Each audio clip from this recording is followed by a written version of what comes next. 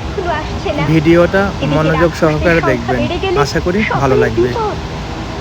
তখন এলো রাজপুত্র আর পরিণীতা। ওরাও তিনটি রাক্ষসীকে একসাথে শুয়ে ঘুমাতে দেখে বেশ অবাক হলো।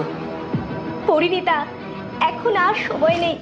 তুমি দ্রুত অমৃতঝরা ঝর্ণার পানি ছুঁড়ে দাও।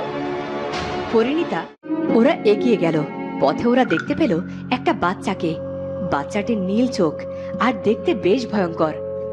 গ্রামের লোকেদের কোনো খেয়াল নেই এইটুকু একটা বাচ্চাকে কেউ এভাবে ফেলে রাখে। এই যে, তোমার বাড়ি কোথায়? কি এত আলাপ হলো সাধু বাবার সাথে?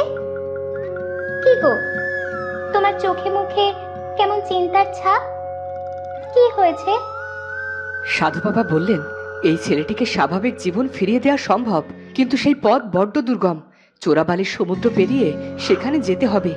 সময় লাগবে অনেক, আর চোরাবালিতে পড়লে প্রাণও চলে যেতে পারে। কৃষ্ণকায়া যখন আছে তখন তার কাছে পৌঁছানোর নিশ্চয়ই কোনো উপায় থাকবে। হাল ছাড়লে চলবে না। একজন মায়ের দুঃখ দূর করতে না পারলে তুমি কেমন রাজা? আমার বড্ড ভয় হচ্ছে, যদি তোমাকে হারিয়ে ফেলি। তুমি ভয় পেও না। তোমার আমার পুরো জন্ম জন্মান্তরের বন্ধন। মৃত্যুতে তা কিছুতেই শেষ হতে পারে না। আবার কোনো জন্ম হলে সে জন্মেও আমি তোমাকেই চাইব। কিন্তু এত বড় ঝুঁকি নেওয়া কি ঠিক হবে? কৃষ্ণকায়ের বিকল্প কিছু হলে ভালো হতো। একটা উপায় যখন পাওয়া গেছে তখন সেটা নিয়ে আসার উপায়ও ঠিক পাওয়া যাবে। কিন্তু আমরা সেই চোরাবালির সমুদ্রে যাব কেমন করে? দক্ষিণ দিকে গেলেই আমরা সঠিক পথের দিকে যেতে পারবো, কিন্তু আমার মন কিছুতেই মানছে না পরিণীতা।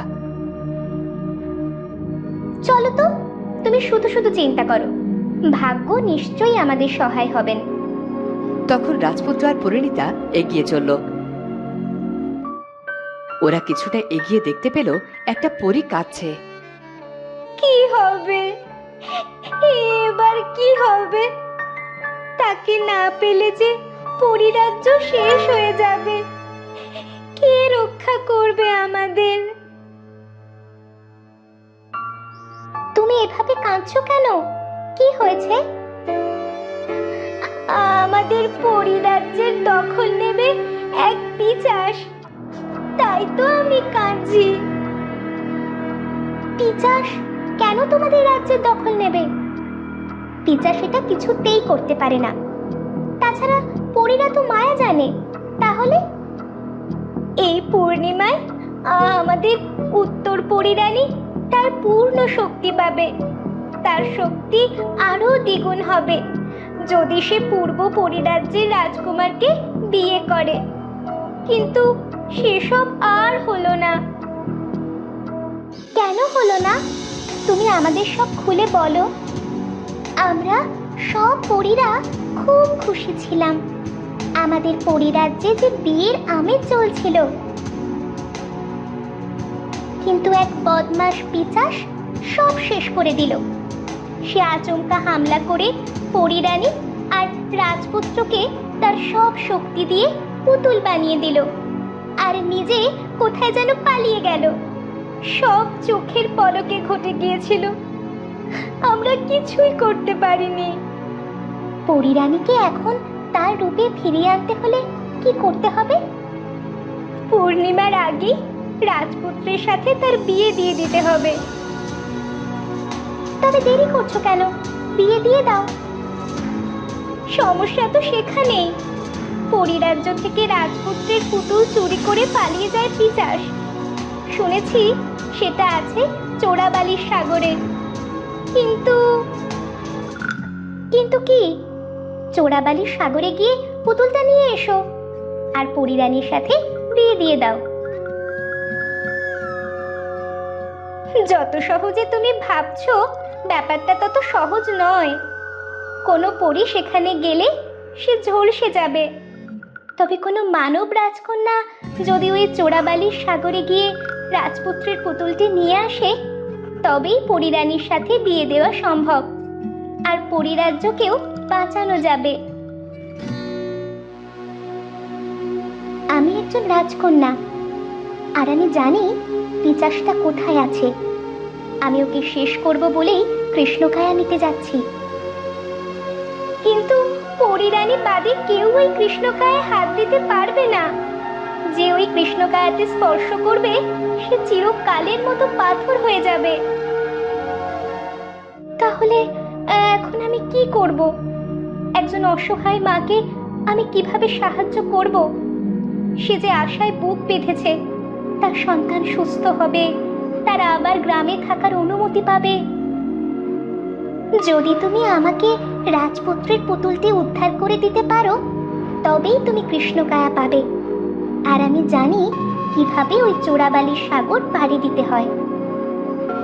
দয়া করে আমাকে বলো, আমি নিশ্চয়ই তোমাকে রাজপুত্রের পুতুল ফিরিয়ে দেব। আমাকে সেখানে নিয়ে চলো। কিন্তু পরিণীতা, আবার যদি কোনো বিপদ হয় তখন কি হবে? পরিণীতা, জীবনটা উপভোগ্য, তাকে বারবার কেন শেষ প্রান্তে নিয়ে দাঁড় করাচ্ছ? জীবনের সাথে কি এটা অবিচার নয়? আমার মা বলতেন, রাজকন্যা, রাজবধূ, রাজমাতাদের জীবন অনেক আলাদা। মনে কষ্ট থাকলেও হাসতে হয়। রাজ্যের সুখের জন্য বলিও চড়াতে হয়।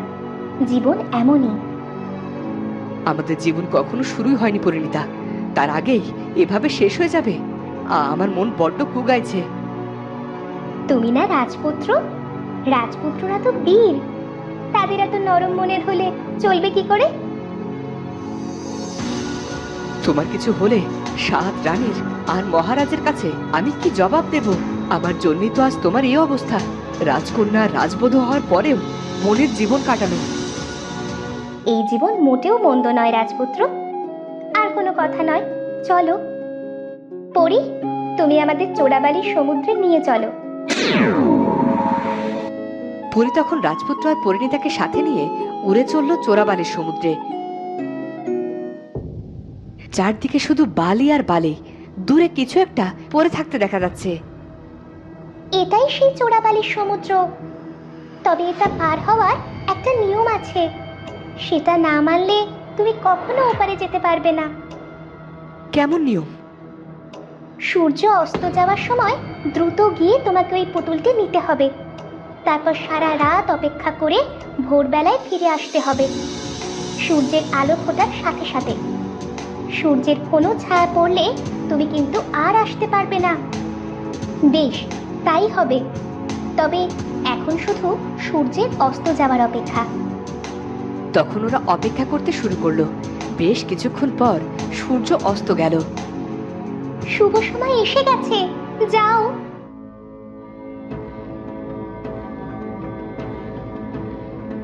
পরিণীতা দ্রুত পায়ে এগিয়ে গেল আর পুতুলটি হাতে নিল। পরিণীতা, এখানে অপেক্ষা করো আর ভোরবেলায় নিরাপদে এসো।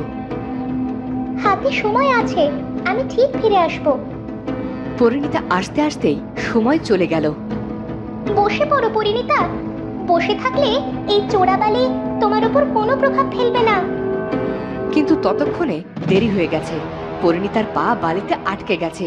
সে বারবার চেষ্টা করেও পা বের করতে পারল না, আর ধীরে ধীরে তার শরীর ডুবতে শুরু করলো। আমি আর সহ্য করতে পারছি না। এই বালি হয়তো চাপ দিয়ে আমার হাড় গোড় সব ভেঙে দেবে। তুমি ভয় পেও না পরিণীতা, আমি আসছি। আমি এখনই তোমার কাছে আসছি। তুমি এসো না রাজপুত্র।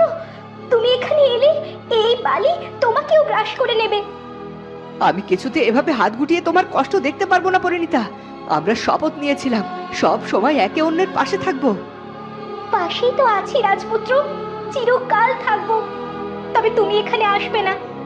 ধৈর্য ধরো পরিণীতা, আর মাত্র কয়েক প্রহর। ভোর হতেই চললো, তখন আবার সব ঠিক হয়ে যাবে।